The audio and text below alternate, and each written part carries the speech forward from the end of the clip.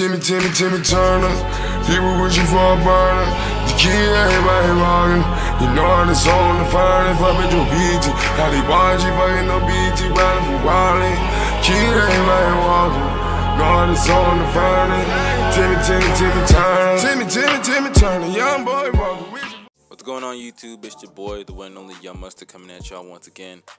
In this video, I'm here to talk about a pretty big topic in the world of the NBA and the basketball community, and that is, are the Cavs and the Warriors hurting the NBA? Are they ruining the NBA?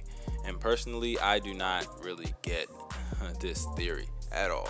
I do not understand how people think that the Cavs and the Warriors are somehow ruining the NBA. Now, in my opinion, this may be a little biased, but I don't think Kevin Durant going to Golden State really hurt the NBA. Now, obviously, it made them the most dominant team in the West, don't get me wrong, but after this video, you should know that they're not ruining the NBA.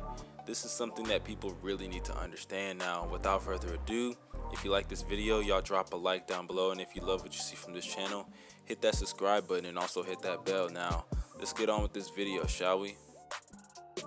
Number 1, motivation.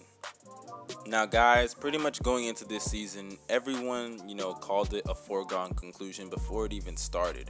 Everyone already concluded that the Warriors and the Cavs have ruined the NBA, primarily Kevin Durant leaving to join Golden State. They've made it a foregone conclusion for pretty much the next 30 years that the Golden State Warriors will play the Cleveland Cavaliers in the NBA Finals. But guys, are you going to sit here and tell me that this season hasn't been one to remember? I mean, let's look at everything that's happened this year. Anthony Davis went Wilt Chamberlain for pretty much the whole freaking first 2 months of the season.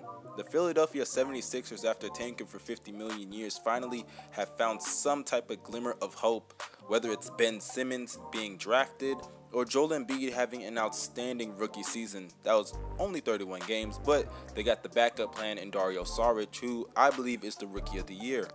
James Harden bounced back from a horrible,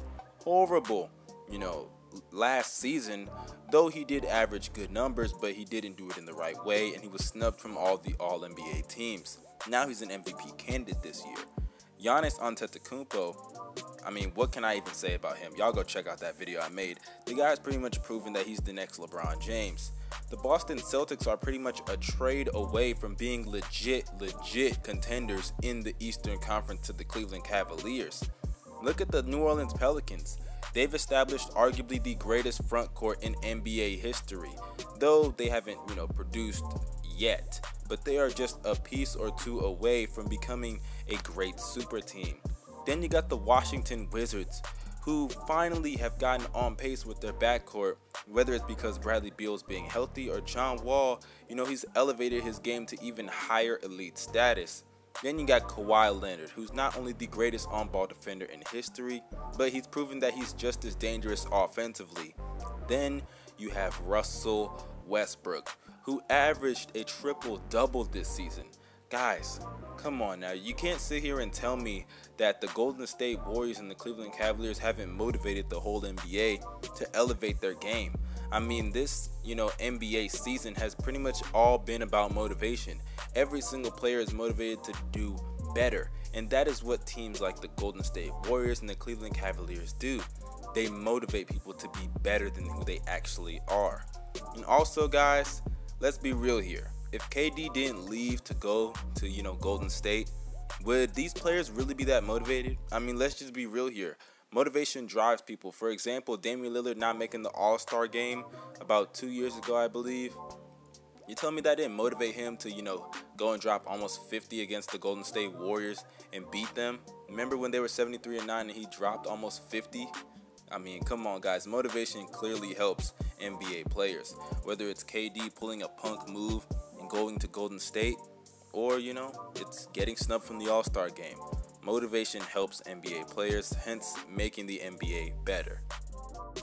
Number 2, it's happened before in the past.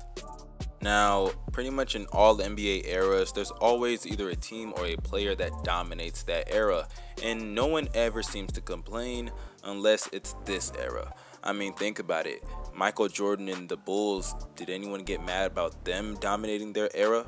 Did anyone get mad at when Pippen, and Rodman and Jordan were assembled and they won 70 games? Was anyone mad when Bird and, Magic dominated the 80s? Was anyone mad when Bill Russell and Wilt Chamberlain dominated pretty much all of, pre-modern day NBA history? I mean, I don't get why it's such a big problem now when these teams that are dominating, it's only been about, 3 years? Those guys dominated decades.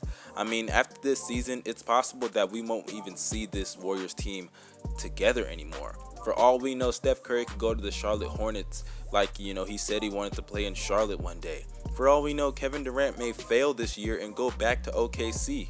I mean, guys are acting, or should I say fans are acting as if, this has never been done before. It's the end of the world. They're going to be dominating for 20 straight years. Guys, calm down. This is something that has happened before, and it has happened way worse. I mean, literally every year of the 80s was either the Celtics or Magic Johnson and Kareem and Showtime in the finals. So I don't understand how people are acting as if the past doesn't count. Let's stop being hypocritical towards the Warriors and the Cavs here, because the past does make, perfect sense. The past does, repeat itself. History repeats itself. So if you're going to hate on the now, you must hate on the past, because they're the exact same. If not, the past is worse. So guys, let's stop being hypocritical towards the Warriors and the Cavs here. Number 3, it's historic. Now, personally, guys, you have to understand this is history that we are watching here. We are watching dominance beyond comprehension. I mean, this team, these teams, whenever they go on the court, it's like the game sliders are turned all the way up. And, you got 7-foot monsters out there playing against scrubs. That's literally what this is. And I know people say, what about competition? But guys, we're going to get that competition in the finals. And I know people don't want to wait, but guys, come on.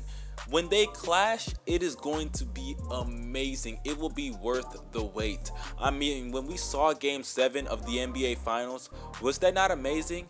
Now imagine we're going to see that action game after game after game, and this will be another Game 7 series, or should I say 7-game series. This will be amazing. Imagine two forces coming at each other, one with LeBron James, the other team specifically designed to defeat LeBron James. LeBron and a crew, Kevin Durant, a MVP, a former MVP I should say, Steph Curry, the reigning defending 2-time MVP, first ever unanimous MVP, defensive player of the year, Draymond Green, or should I say defensive player of the year candidate in Draymond Green, one of the best two-way players in the NBA, and Klay Thompson, who could arguably be the third best shooter on that team. I could argue that he is the second best shooter, but some people could argue that KD's a better shooter because he comes off the dribble, he can make his own shot. And then on the other hand of the Cavs, you got LeBron, like I said earlier. You got Kyrie Irving, who danced and destroyed Steph Curry in the finals last year, and is, pretty much trying to cement his Hall of Fame status if he wins a championship this year. And then you got Kevin Love, who's pretty much been an afterthought and could be the key to the Cleveland Cavaliers, repeating again.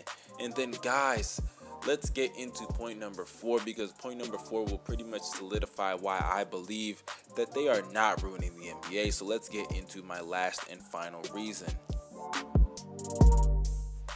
Number 4, legacies. Now, in my personal opinion, guys, I have to sit there and say this, or should I say sit here and say this. This is the biggest reason why people should not look at this NBA that we have right now of the Cavs and the Warriors dominating whoever they go up against and say that they are ruining it because of legacies. Guys, we are finally going to see legacies cemented, or legacies, destroyed in this NBA Finals. I mean, think about it. Let's just start off with Steph Curry, right? Steph Curry last season was amazing. He was phenomenal, arguably the greatest. Forget it. I said this so many times. It is the most efficient shooting that we have ever seen in NBA history. He has solidified, cemented that he is the greatest shooter that the NBA has ever seen. I mean, the guy broke his own record for the most three-pointers in a season. He shattered his own record. And guys, honestly, he's going to get the record for the most career three-point, shots made.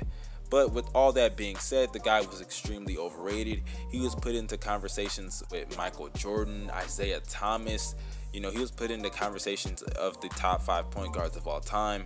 But when it went to the NBA Finals, or should I say when it came to the NBA Finals, besides throwing up bricks, he's going to be remembered for throwing that stupid behind-the-back pass on the baseline to Klay Thompson that resulted in another turnover for him that eventually cost them the series.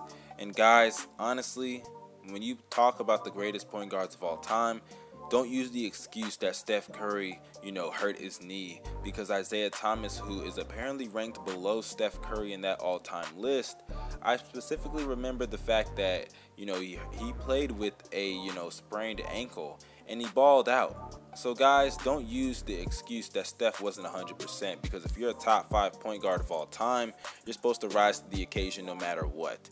And Steph Curry obviously failed that. So guys, for Steph, this finals, for his legacy, it's about proving that he belongs in that class, belongs in that conversation with, John Stockton and Magic Johnson and Isaiah Thomas, some of the greatest point guards the league has ever seen. So for Steph, it's all about that redemption and proving himself. Now for his teammate Kevin Durant, I mean guys, we all know what this is about. This is about proving that he can finally win a championship. This is pretty much like LeBron James' situation in 2011, except LeBron didn't go to the Boston Celtics and join Paul Pierce and Kevin Garnett and Ray Allen and Rajon Rondo. You know what I mean. So for Kevin Durant, it's pretty much all about, can he actually get a championship for once? And if he doesn't get it, I mean, imagine what we're going to look at him then. I mean, we're going to look at him like, you're the biggest choke job that this league has ever seen, because you're here with an MVP, a Defensive Player of the Year candidate, one of the most lights out shooters the league's ever seen in Klay Thompson, and you still could not get the job done. And you have a great coach in Steve Kerr, though he won't be coaching them in the finals. Still, he's implemented a system to where you don't even have to take the last shot sometimes. Sometimes Klay Thompson, a wide open Klay Thompson, who could be pretty much the third option for that team, he gets to take the open shot and you still lose. Come on, what's going on with Kevin Durant? We're going to look at him like he's the biggest choke job in NBA history. So for KD, it's about proving that he can actually get a championship. Now, let's go on to the Cleveland Cavaliers side of things. Let's go to Kyrie Irving. Now, people don't know, Kyrie Irving, he's stacking up a pretty big resume right now.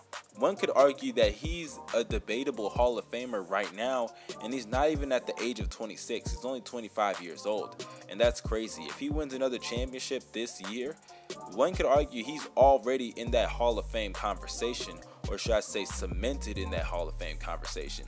2 great finals performances, because I'm going to assume that he's going to give us another great finals performance. So for Kyrie Irving, it's about continuing to, go on this role and cement your legacy even harder as one of the best young players that the league has ever seen, because this guy's entering his prime, and I am so hyped for Kyrie Irving's prime. I mean, his prime is going to be amazing. Just watch as greatness is going to literally pour out this guy. I mean, literally today, this guy shot, almost 70% from the field, and he dropped over 40. It's crazy. Kyrie Irving is a special player, and he is going to continue to prove it in this finals. And this finals is going to really help his legacy as one of the best scoring point guards the league's ever seen. Now, also, let's go to the other Cavaliers teammate in LeBron James.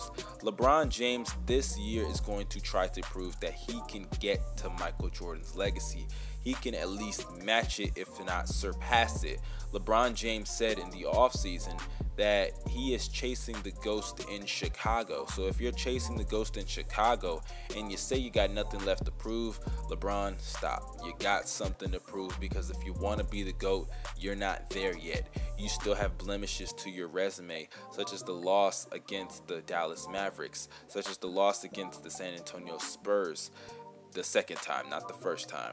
So LeBron James needs to, erase that by beating this Golden State Warriors team, because that will definitely, if not put him, at Michael Jordan's level, that will put him in the conversation for Michael Jordan and LeBron James on who's better. Because in my opinion, no one in history has been better than LeBron James besides Michael Jordan, and that will put him in that conversation. So guys, the legacies of these players, they are dependent on this NBA Finals, and I am telling you that right now, That is a big reason why I believe they are not ruining the NBA, but are doing quite the opposite. Alright you guys, so I hope you guys enjoyed this video. This is your boy Young Mustard signing out. Y'all drop a like down below if you like this video. Drop a comment down below on your opinions on this topic. Do you think the Cavs and the Warriors are ruining the NBA? Yes or no? Drop a comment down below and explain in thorough detail. I will try to respond to it as many comments as I possibly can. Also, don't forget to share this video. Hit that bell next to that subscribe button, and if you're not subscribed, hit that subscribe button and hit that bell as well. This is your boy Young Mustard signing out. Follow me on Twitter, follow me on Instagram, and add me on Snapchat. The links are down below. Also, if you have the Hardwood Amino app, I'm going to drop the link down below to follow me on Hardwood Amino. So guys, have a great day. Cue my music. So I remember all the people who ain't fuck with me. They went to college, now all them niggas is history. I upgraded from gold to diamonds in my team. Riding deep in the van like we looking for a mystery. Rag used to don't fuck with me. Now lately I've been living like a luxury. Boat and cows stick together like piano keys. And on my mother's mother, I won't fuck a bitch without a damn rubber. I spy with my little eye, a girly I can get 'cause she don't get too